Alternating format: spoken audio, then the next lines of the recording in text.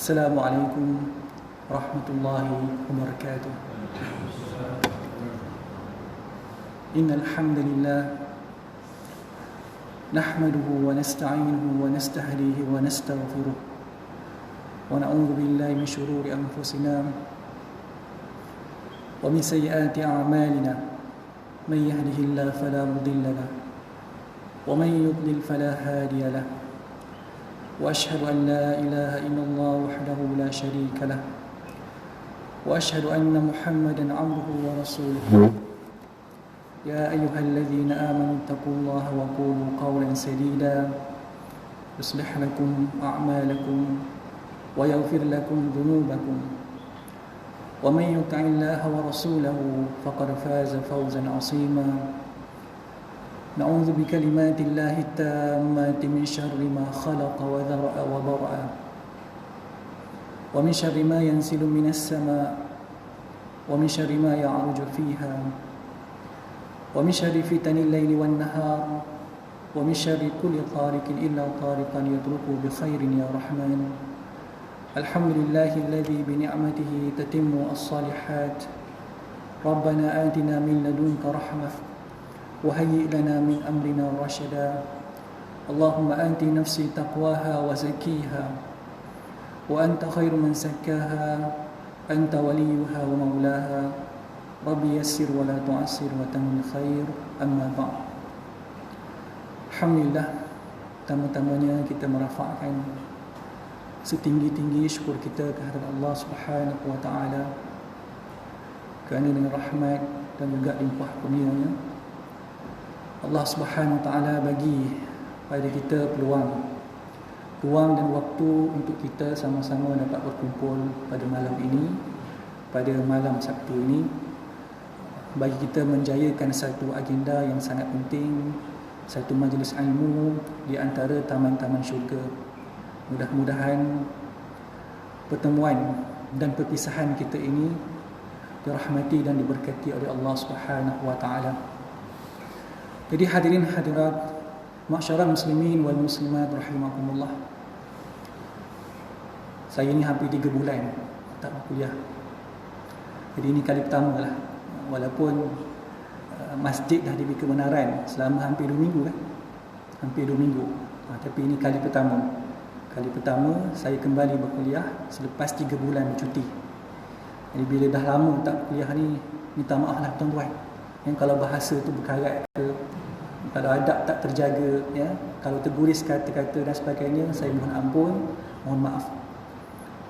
Jadi insya-Allah, ya, kita bermohon kepada Allah Subhanahu wa taala supaya kita menjadi hamba yang taat kepada Allah dan taat kepada Rasul bukanlah pada musim-musim tertentu sahaja.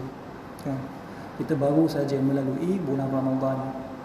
Selama 30 hari kita berpuasa dan kemudian kita menyambut Syawal dalam keadaan yang sederhana.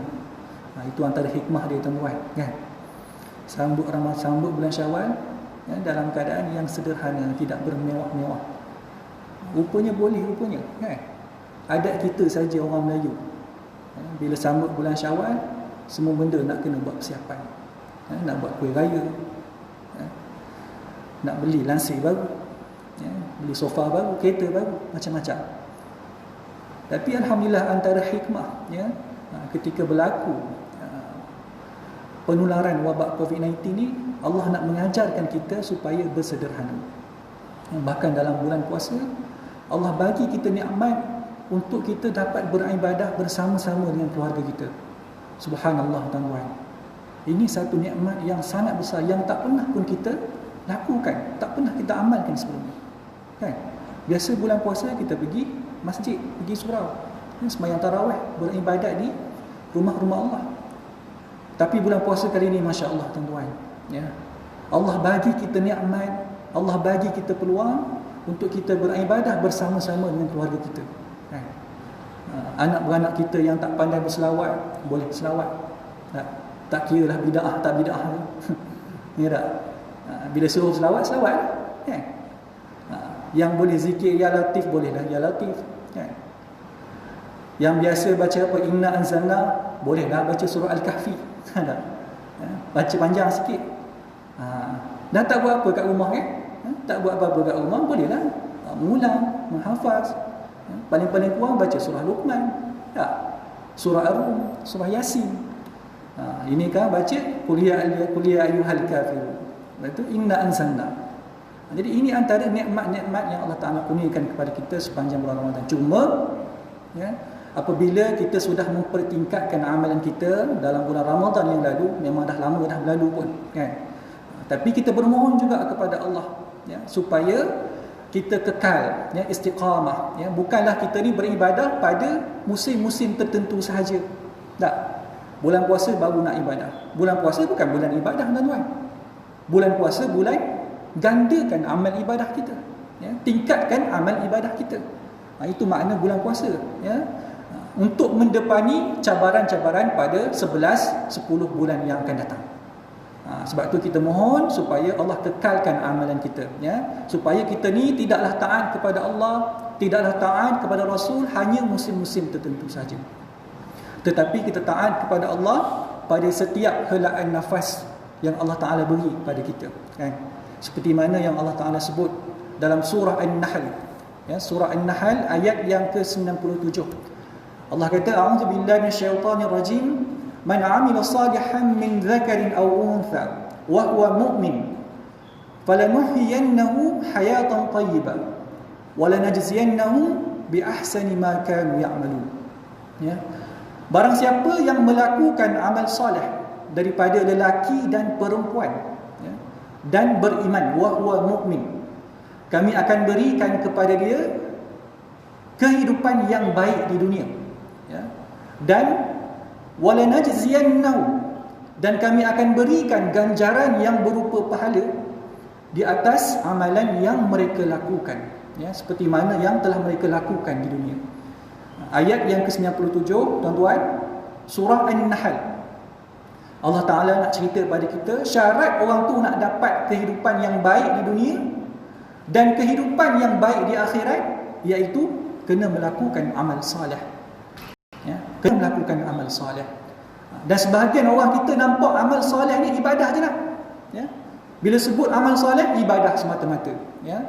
Orang nampak amal soleh ni mesti solat, mesti puasa, mesti zakat, mesti haji, mesti umrah, baca Quran, sedekah dan lain-lain. Tapi itu belum lagi amal soleh tuan-tuan. Itu baru jenis-jenis amalan je baru. Bukan amal soleh lagi. Itu jenis-jenis amalan sahaja. Adapun amalan soleh, perkataan soleh dalam bahasa Arab, salaha yasluhu sulhan, bermaksud zala anil fasad. Maksud perkataan soleh ni ialah ma yuzalu anhul fasad, apa yang hilang daripadanya kerosakan dan keburukan. Maknanya amal ni ialah amal yang hilang kerosakan dan keburukan. Itu makna amal soleh, amal yang tidak ada kerosakan. Apa sahaja yang kita buat, baik solat, baik puasa, baik baca Quran, apa yang kita buat tu mesti terhindar, terjauh daripada perkara-perkara yang rosak dan perkara-perkara yang buruk. Maknanya dia puasa, dia mesti puasa yang tidak rosak ataupun puasa yang tidak buruk kan? Solat dia pun jenis solat yang tak rosak ataupun tak buruk. Itu baru nama amal soleh. Puasa, zakat, haji, baca Quran dan lain-lain. Itu sejenis-jenis ibadah yang terhindar, yang jauh daripada kerosakan, itulah yang dinamakan dengan amal soleh.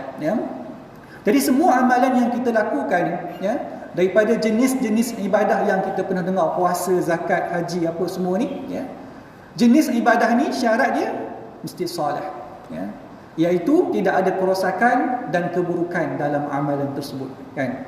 Barulah jadi amalan tu kepada orang yang buat tu. Satu benda yang Allah Ta'ala sebut dalam ayat ini, orang tu boleh hidup dengan kehidupan yang baik di dunia dan ia akan diberikan pahala di atas amalan yang mereka lakukan kan.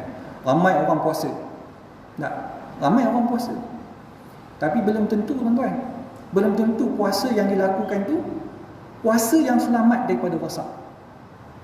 Ramai orang solat, ramai orang berzikir, ramai orang sedekah, buat haji, ramai juga yang baca Quran, ramai juga yang seperti tuan-tuan mari sini duduk depan tuan guru, depan ustaz, depan asatizah mengaji dan sebagainya. Tapi adakah amalan yang mereka lakukan itu betul-betul amal soleh? Ya. Sebab tu kita nak kenal amal soleh ataupun tidak soleh, kita perlu kepada proses belajar. Proses tuan-tuan. Ya, perlukan proses belajar daripada apa yang Nabi sebut, ya, dan apa yang Nabi sampaikan kepada sahabat. Ya. Dan kita kena tengoklah juga apa yang Nabi lakukan dan apa yang sahabat-sahabat sebut dan katakan. Itulah yang dinamakan dengan amal soleh. Dan kita bersyukur tuan-tuan, bersyukur kepada Allah Subhanahu Wa Taala. Ya. Allah Taala jadikan kita ni orang yang keluar daripada perut mak kita, ya, orang yang sudah beragama Islam. Nah, sebelum kita minta pada Allah pun, Allah Taala jadikan kita ni mari pada keluarga Islam. Tak.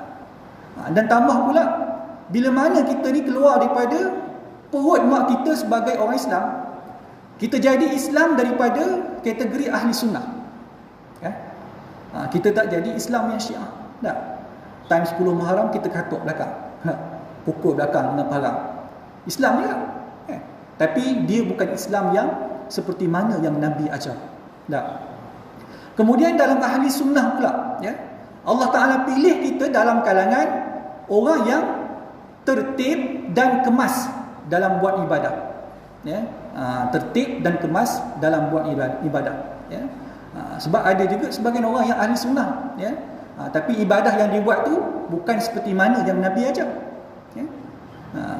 Jadi Allah Ta'ala pilih kita, ya, Allah Ta'ala pilih kita, kita dengar hak betul, ya, seperti mana yang Nabi ajar kepada kita.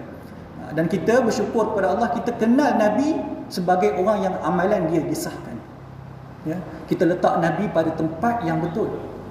Kita tak letak Nabi sebagai orang yang kita sayang di mulut, tapi dalam bab ikutan kita tak ikut. Ya. Jadi kita bersyukur kepada Allah Subhanahu Wa Taala. Ya. Allah Taala jadikan kita ni orang ataupun umat akhir zaman. Umat yang beriman dan ikut ajaran Nabi, tapi kita tak kenal dan tak pernah tengok tubuh batang Nabi itu sendiri. Cuma kita tahulah hak ni yang Nabi buat yang betul, yang tak betul macam ni. Ya. Hak yang dapat pahala macam ni, hak tak dapat pahala macam ni. Hak yang sunnah macam ni, hak yang bid'ah macam ni. Ya. Yang tauhid macam ni, yang syirik macam ni. Yang boleh kehidupan dunia dan akhirat macam ni, seperti mana disebut dalam ayat 97 surah An-Nahl. Hak yang dapat kehidupan dunia sahaja macam ni. Jadi kita bersyukur Allah Ta'ala jadikan kita kenal benda-benda tu, ya. Sebab tu insya-Allah hari ini tuan-tuan, sebagai tanda kita mensyukuri nikmat Allah, ya, kita dapat hadir ke dalam majlis ilmu ni di antara tamu-tamu syurga. Kita dapat menyambung kembali, ya, pengajian kitab kita yang sudah lama kita tinggalkan, iaitu kitab Ta'limul Muta'allim Tariqat Ta'allum. Jadi tuan-tuan, saya difahamkan kita kena berhenti tepat waktu isyak. Tak boleh lebih. InsyaAllah mudah-mudahan kita cuba menepati masa.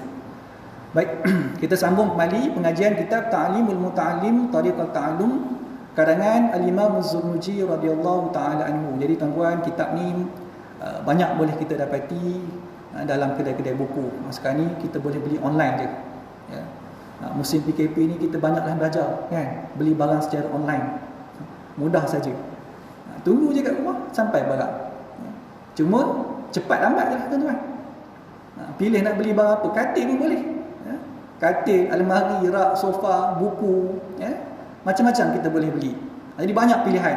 Jadi saya dah cari dah di Shopee, memang saya dah beli dah satu naskah. Tak bawa pula hari ni. Antara naskah yang saya kira sebagai naskah yang terbaik bagi kitab Ta'limul Muta'allim yang ada di Malaysia ni.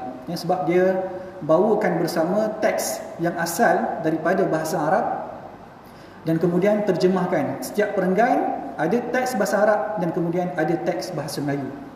Jadi tuan-tuan boleh dapatkan, saya akan kongsilah link tu. Jadi mudah-mudahan bila ada kitab ni kita akan lebih seronok belajar, kan? Kita akan tahu sampai mana kita belajar, kita dah sampai pada bab yang mana, ya. Sebab kita ni belajar kitab adab ni tuan-tuan. Bila sebut kitab adab, maka tidak kena ada kitab, ya. Tapi terpulanglah tuan-tuan, nak nisbahkan diri kita macam mana. Sama ada kita nak jadi penuntut ilmu yang betul-betul ataupun mungkin kita datang sekadar untuk kita memenuhkan masa kita, kan? Tak ada masalah. Yang penting datang majlis ilmu. Kita sendiri yang tetapkan di mana tahap kita, ya. Kalau kita ni menisbahkan diri kita sebagai seorang talib ilm, ya, penuntut ilmu yang betul-betul, yang mengaji, yang menuntut agama Allah, maka cari kitab. Tapi kalau kita nak dapat istifadah, dapat manfaat yang sikit-sikit, barangkali kita tak ingatlah semua yang saya sampaikan hari ni, tak. Tapi dapat 2-3 poin pun cukup lah, kan? Balik rumah cerita ke mak ayah kita, cerita ke anak-anak kita, dan cerita apa yang kita boleh sampaikan daripada manfaat yang kita dapat daripada majlis ilmu ni. Jadi tuan-tuan, kita dah masuk pada fasal yang kedua, niat ketika belajar. Jadi fasal yang pertama dulu membicarakan tentang kelebihan ilmu, kan? Apa makna ilmu? Dan kemudian ilmu ni terbahagi kepada dua, ilmu fardu ain dan juga ilmu fardu kifayah. Fardu ain ni ilmu yang dituntut, tuan-tuan. Ilmu fardu ain iaitu afdalul ilmi ilmul hal. Sebaik-baik ilmu itu ialah ilmu hal. Apa dia ilmu hal, tuan-tuan? Kena berhati-hati bila terjemah, ya, sebab ada juga naskah ataupun terjemahan, bila diterjemahkan perkataan hal, dia kata hal tu semasa. Memang, tuan-tuan, ya, bila kita tengok dalam kamus, ada terjemahan hal ni dengan maksud semasa. Tetapi hal dalam kitab ini bukan maksud ilmu yang semasa. Apa dia ilmu semasa? Ya, ilmu politik, ilmu ekonomi, ilmu sosial, dah. Ilmu semasa dalam kitab Ta'limul Muta'alim, ilmu yang kita perlu pada masa tu untuk kehidupan kita di dunia, kan? Contoh apa? Contoh kita solat. Setiap hari kena sembahyang, kan? Jadi kita perlu kepada ilmu tentang sembahyang, ya? Perlu kepada ilmu tentang solat. Kena belajar tentang solat. Nah, kita ni kadang-kadang belajar ilmu tentang sembahyang bila? Zaman kafar dulu, 20-30 tahun dulu. La ilaha illallah, lama tu, tuan-tuan, ya. Bila nak upgrade ilmu, ya? Ilmu zaman 20-an dulu, ya, 20 tahun yang dulu tak boleh pakai sama sekarang, ya, sebab kita tak upgrade. Contoh kata kita belajar tentang ilmu fardu ain, tentang solat. Yang solat ada 5 waktu, kan? Solat zuhur, solat zuhur, subuh, asar, maghrib, isyak, ya. Kemudian ada solat sunat dan sebagainya. Itulah kita belajar. Tapi kalau kata kita bermusafir, naik flight, kan, anak kita dapat peluang pergi belajar di luar negara, dia kena belajar ilmu tentang solat di atas kapal terbang. Jadi ilmu yang 20 tahun dulu tak boleh pakai, ya, untuk dia nak praktiskan, untuk dia nak amalkan ketika di atas kapal terbang tersebut. Sebab tu ilmu fardu ain kena sentiasa tambah, ya, upgrade dan upgrade, ya. Walaupun kita belajar berpuluh-puluh kali dah, ya, banyak kali dah belajar kitab yang sama, tak apa, tuan-tuan, ya, belajar. Itu ilmu fardu ain. Wajib, ya, tuntutan ke atas kita untuk mempelajari ilmu-ilmu yang diperlukan ke atas kita pada waktu tersebut, ya. Dan kemudian ilmu yang kedua, ilmu fardu kifayah.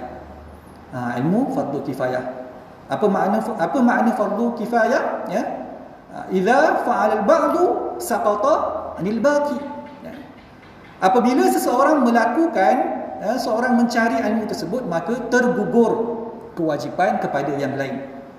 Ya, satu kampung tu ada seorang yang jadi doktor, maka tergugurlah dosa kita, ya. Kalau satu kampung ataupun satu negeri itu tak ada langsung doktor, berdosa, tuan-tuan. Satu negeri tersebut berdosa, ya. Ataupun kampung kita ni tak ada guru, tak ada guru yang mengajarkan ilmu fardu ain, berdosa kampung Al-Wara ni. Ya, sebab apa? Sebab tak ada orang nak mengajarkan ilmu fardu ain. Kena ada alim seseorang tempat kita ni. Seorang pun tak apa dah alim tempat kita ni, ya.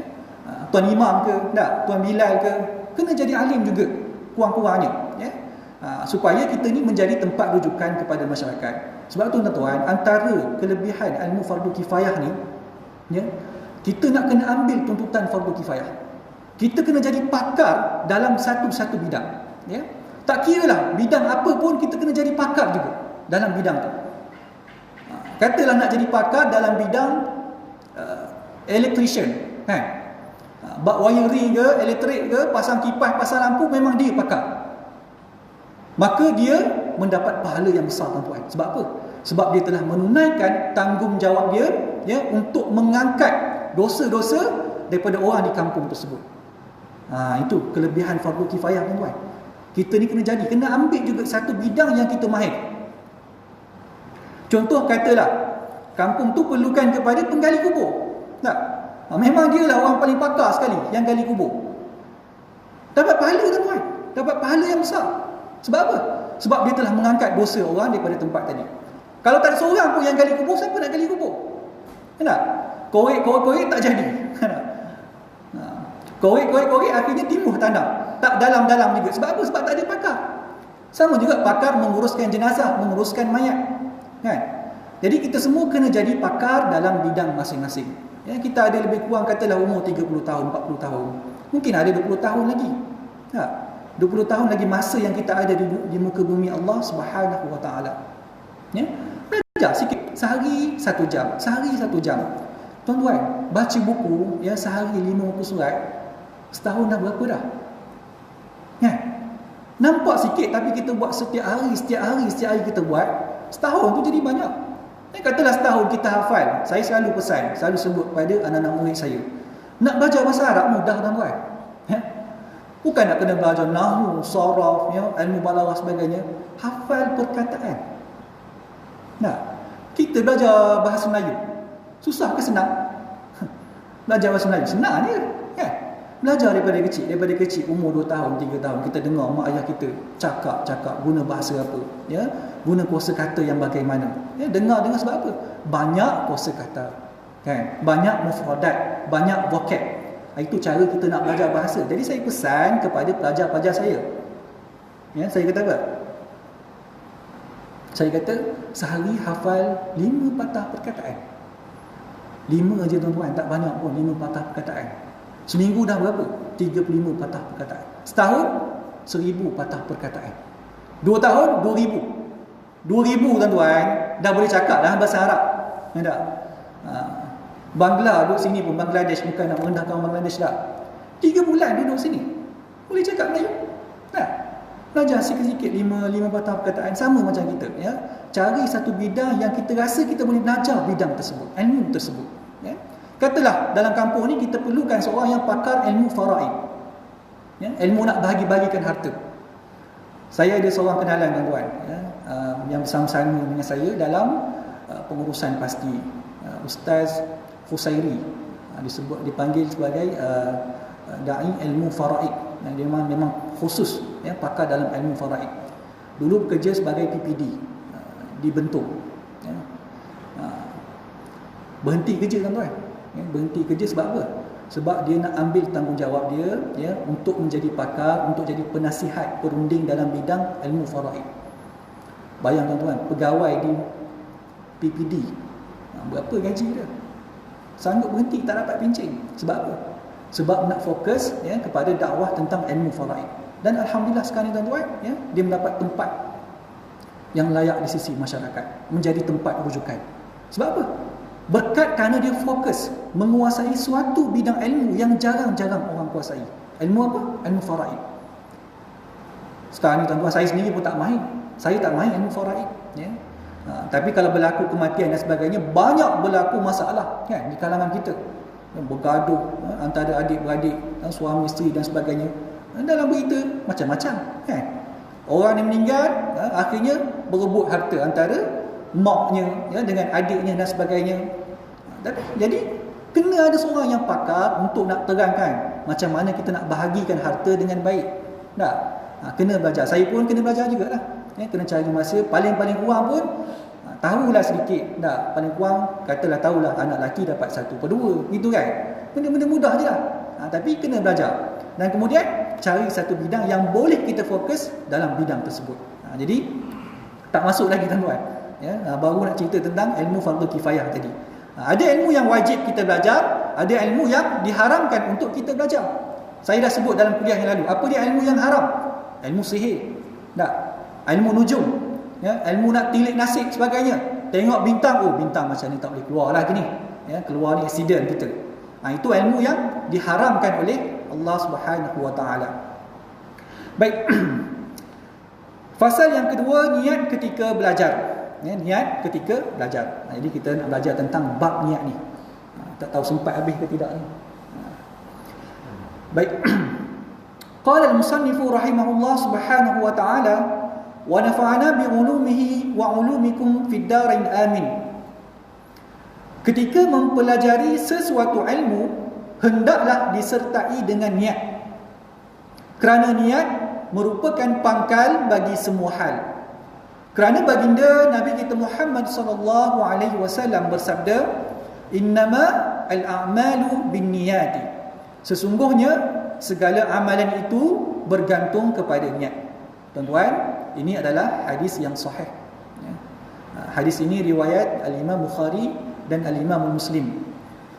Dan antara adab-adab, tuan-tuan, adab-adab bagi seorang ulama, bagi seorang muallif ketika menulis kitab tentang ilmu, ulama ini akan mulakan kitab mereka dengan hadis ini. Ya. Al-Imam Ghazali, ya, Al-Imam Zarnuji, Al-Imam Nawawi, ya, Al-Imam Syafi'i, ya, Al-Imam Badruddin Al-Jamaah, ya, ketika menulis kitab tentang adab, mereka ini akan mulakan dengan hadis ini, hadis tentang niat.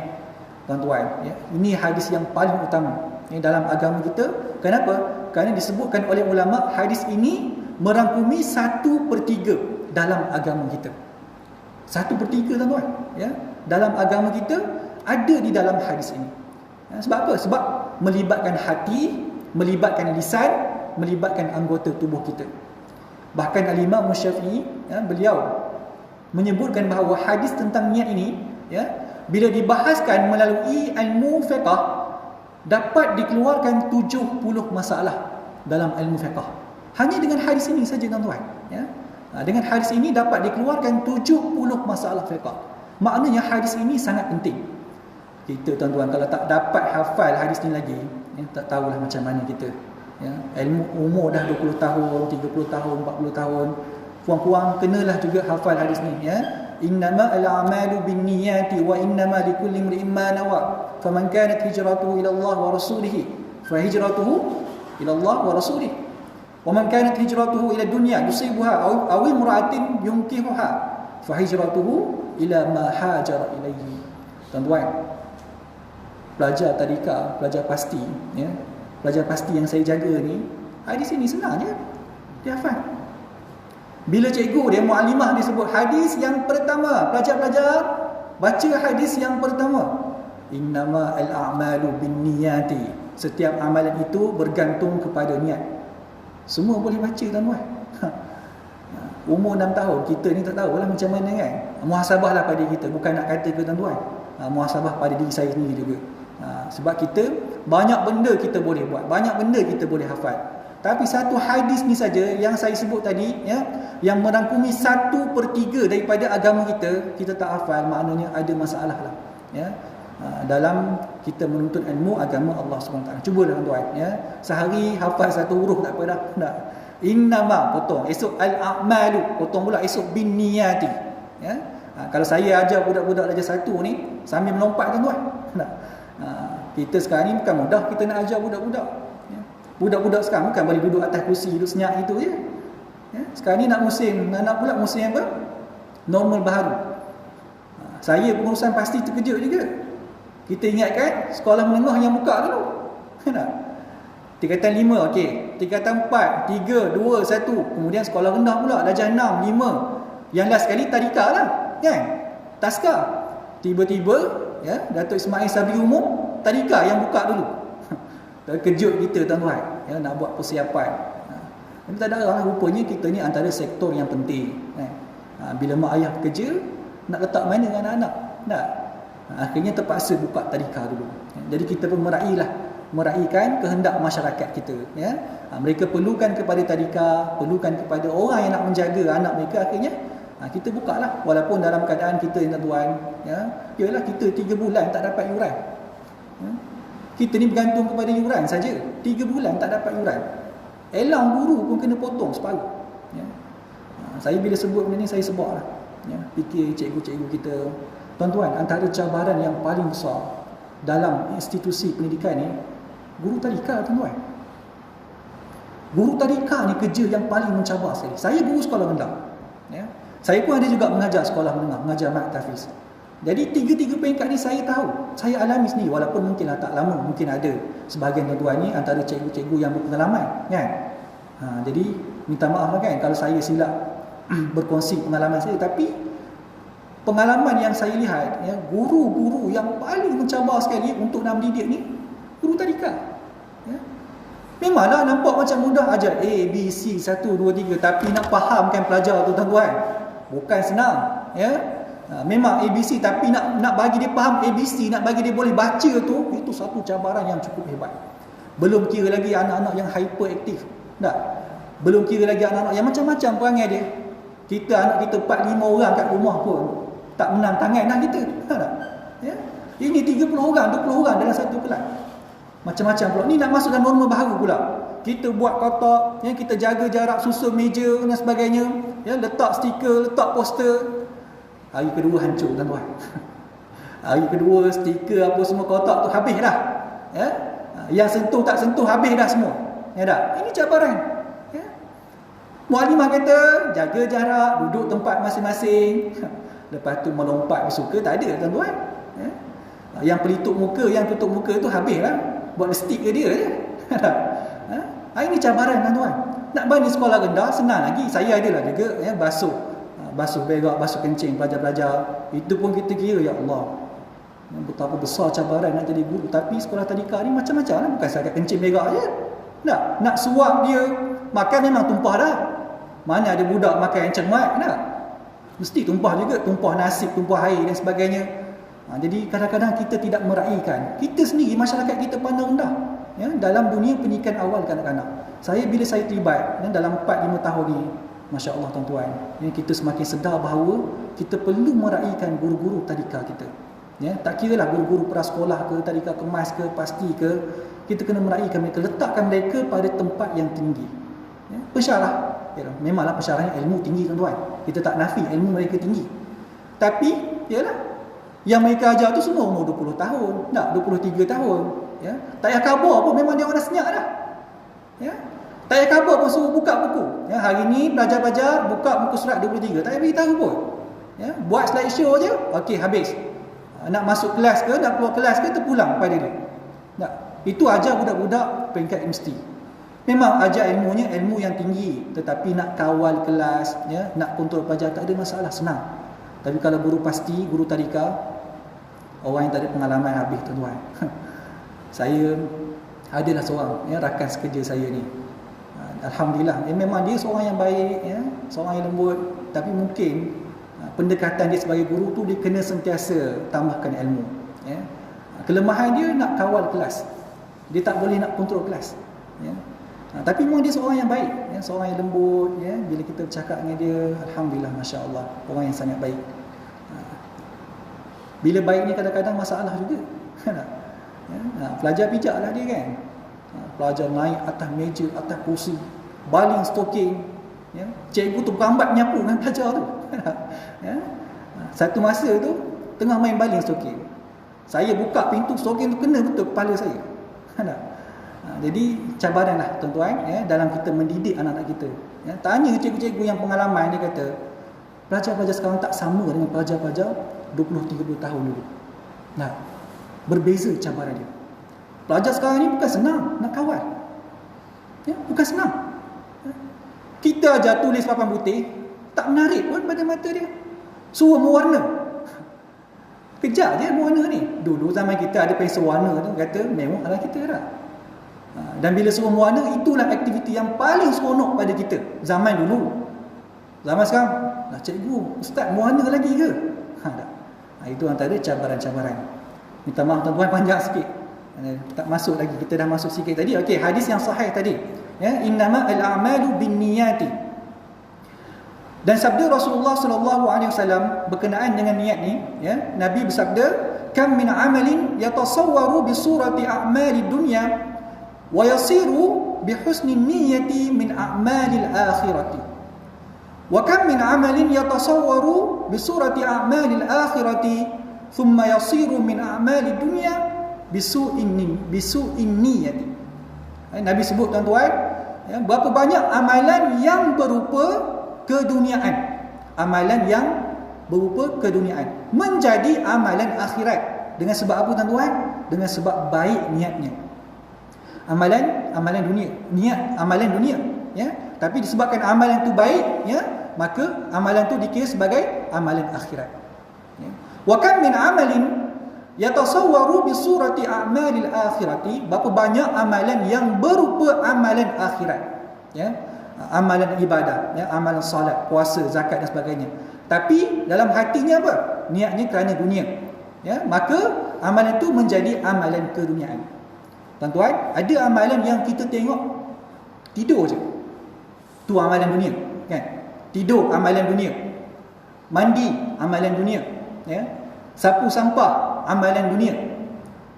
Apa-apa perkara yang berkait dengan dunia, yang kita nampak zahirnya dunia, tapi tuan-tuan, disebabkan niatnya yang elok, ya, saya tidur adalah untuk menguatkan tubuh saya bagi membolehkan saya melakukan ibadah pada waktu malam, ya. Saya mandi kerana dengan niat untuk saya bersihkan diri saya, ya. Dan bila saya datang ke majlis ilmu, saya tidak menyebabkan orang lain rasa terganggu dengan bau badan saya, ya. Maka hakikat zahirnya itu dunia, tapi disebabkan niatnya tadi begitu, maka menyebabkan amalan tadi dikira sebagai amalan akhirat, dapat pahala, ya. Tapi tuan-tuan, berapa banyak amalan yang dilihat dengan luaran amalan ahli akhirat, solat, puasa, datang untuk ilmu, mari duduk depan tuan guru, ya, depan asatizah, mengaji dan sebagainya, tetapi dalam hati tuan-tuan, niatnya tidak kerana Allah, ya, niatnya kerana dunia, ya. Maka pada waktu tersebut tuan-tuan, langsung tidak dikira amalan-amalan tadi, ya. Solat dia kenapa? Nak tunjuk dekat orang. Puasa kenapa? Kerana nak bagi tahu dia ni ahli ibadah. Bangun malamnya kenapa? Kerana nak bagi tahu, kata saya seorang je bangun, orang lain tak bangun pun, ya. Saya sembahyang tahajud malam tadi sampai bengkak-bengkak kaki. Ada cerita ke orang. Maka pada waktu tersebut tuan-tuan, langsung terbatal amal tadi, ya. Sebab tu masalah niat ni masalah yang sangat-sangat penting. Tuan-tuan, ada seorang lelaki pada waktu tengah malam bangun solat di masjid, ya. Tengah malam bangun solat di masjid, seorang-seorang dia. Bila tengah solat tu, tiba-tiba dengar bunyi pintu masjid terbuka daripada belakang. Bila dengar bunyi pintu masjid tuan-tuan, dia bagi lambat solat dia. Lagi lambat solat dia, lagi lama solat dia, lagi elok sujud dia, lagi elok rukuk dia pada waktu tersebut. Bila habis solat, habis sembahyang, pusing ke belakang, tengok-tengok anjing. Anjing tuan-tuan, ya. Dia duduk ingat ke orang yang buka, ya. Rupanya anjing yang buka pintu tadi. Dia ingat ke orang buka ni, ya. Jadi dia bagi lambat-lambat solat dia, bagi lama-lama solat dia, ya. Dia elokkan rukuknya, elokkan sujud dia pada waktu tersebut, ya. Dia nak bagi orang kata, oh Masya Allah, ini orang soleh, ini orang bagus, kan. Solat malam seorang-seorang dalam masjid tengah malam tahajud. Pusing-pusing anjing rupanya, ya. Dia nak tunjuk dekat orang lain, ya. Tapi rupa-rupanya anjing. Maknanya tuan-tuan, ya, solat tadi untuk siapa? Untuk anjing itulah.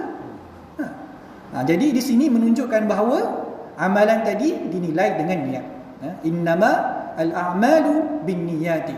Sebab tu tuan-tuan, kita ni perlu betulkan niat kita ketika datang belajar ni, ketika datang ke majlis ilmu ni. Saya datang ni belajar kitab apa ni? Kitab adab ni, ya. Saya tuntut ilmu ni untuk apa? Untuk bagi kenal Allah, untuk nak kenal Rasulullah sallallahu alaihi wasallam. Jadi kalau saya nak belajar tentang perkara tersebut, untuk nak mengenal Allah, untuk nak mengenal Rasul, maka perlu kepada adab. Maka sekarang ni saya belajar kitab adab, ya. Kita belajar kitab adab.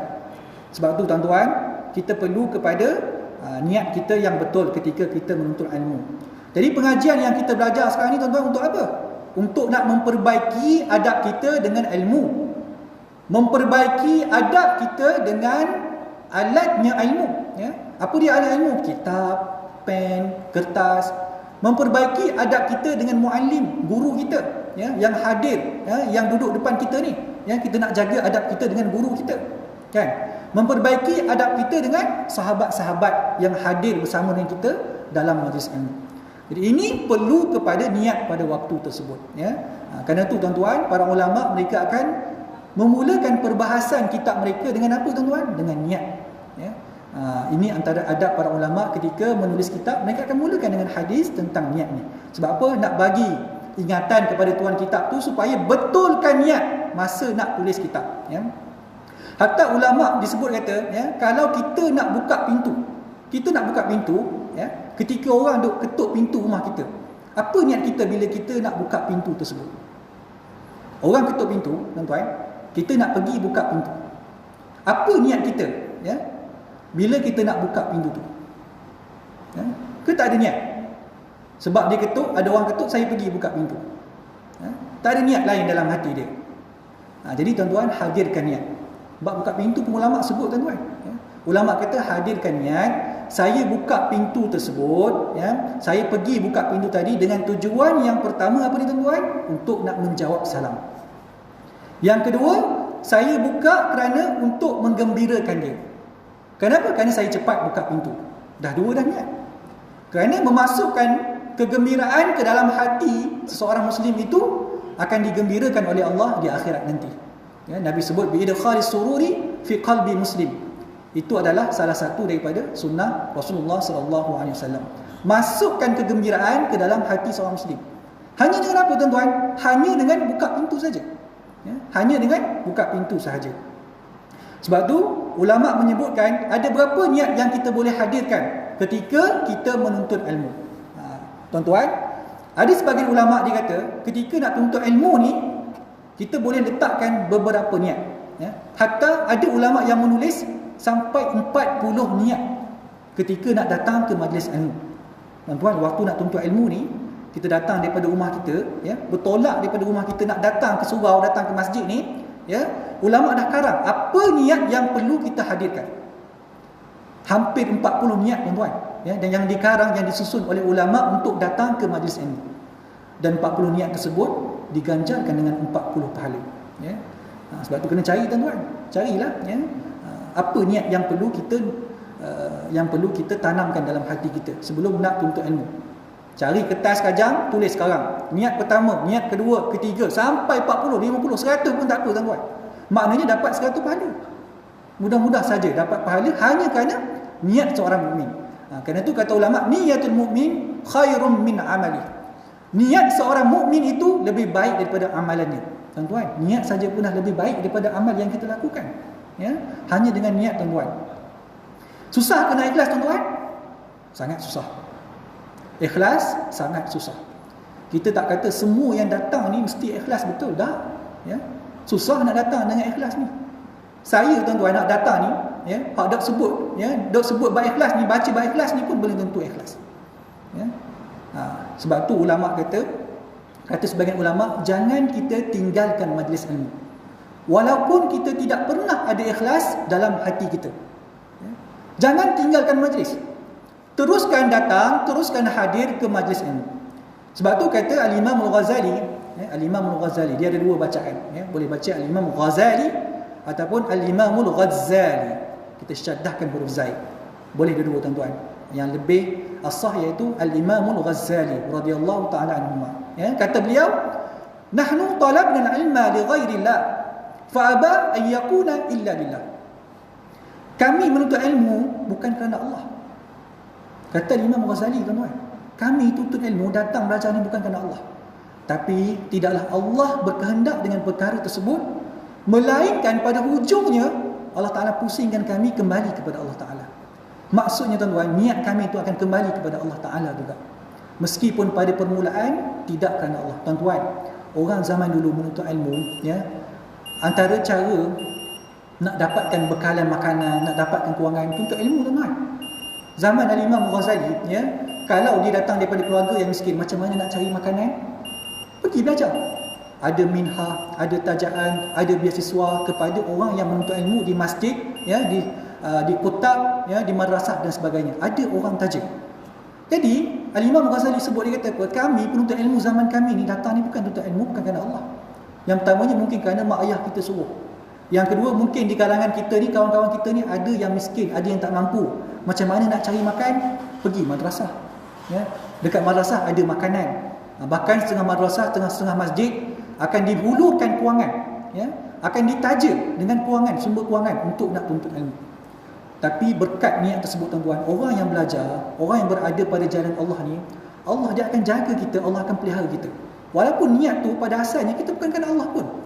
Tapi bila kita menuntut ilmu dengan keberkatan ilmu tersebut, dengan berkat tuan, mesti berkat ilmu tu, maka Allah Ta'ala pusing niat kita yang asalnya bukan kerana Allah, tapi kembali kepada Allah Ta'ala juga, ya.